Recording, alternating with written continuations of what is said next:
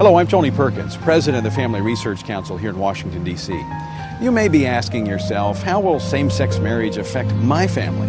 Well, based on the evidence, everything changes when same-sex marriage becomes legal.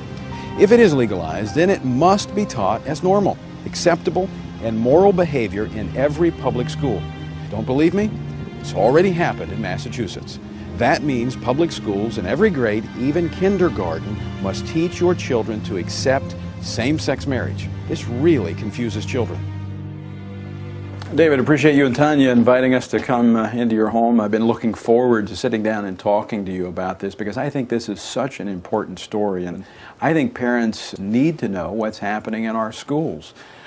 The beginning of 2005, our son Jacob was going into kindergarten, and he came home with a diversity book bag.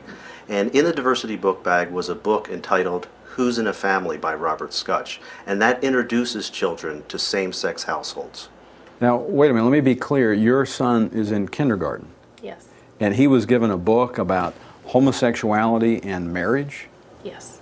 What was your first reaction when you saw this? When I saw the book, I was quite upset that they would couch this as diversity and include it in a diversity book bag and not give me notification that they were going to be introducing this topic of homosexual relationships and homosexual behavior and to my young 5-year-old child. I was very upset.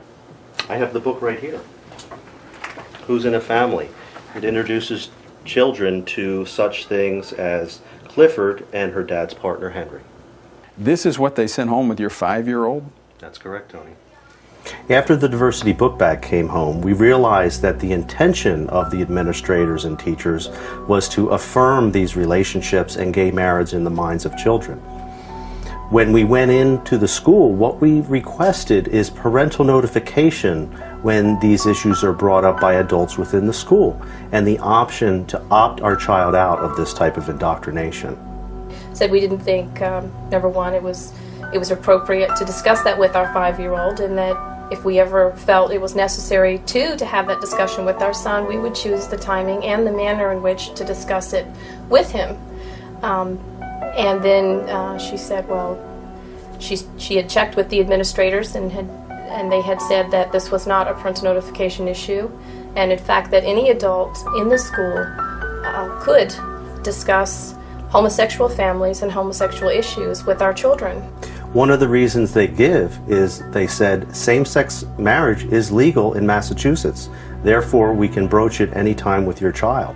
And when they are putting forward that it's equal, they're putting forward that it's a morally equal alternative and affirming it in the minds of children. Now, these are young, impressionable children, and they know very well that there are many parents that do not hold these beliefs.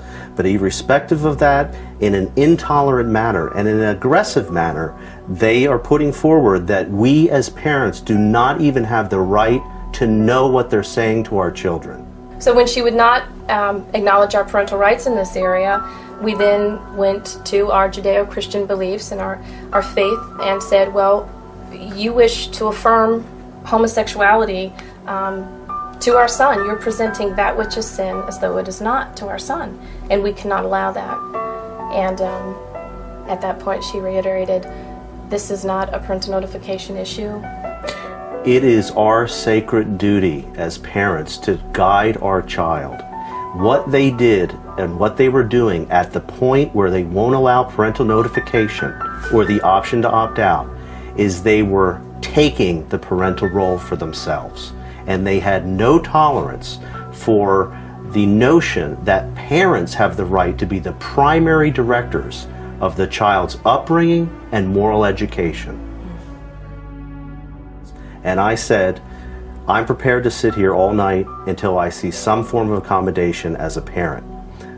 To make a long story short, the accommodation they gave was to put me in handcuffs and send me to jail. I couldn't believe that they were willing to arrest my husband because my husband and I just wanted parental notification. I was willing to see how far this administration would go in denying us our rights and squashing parental rights. and they were willing to handcuff a father and send him to jail. It was a 6x8 cell, filthy. But, you know, I felt I didn't have a choice at that point in order to fulfill my role and duty as a father.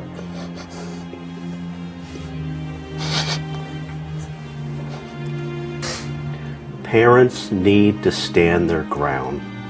If they intend to have a war over our parental rights, battling for the hearts, minds, and souls of our children, then let it begin here.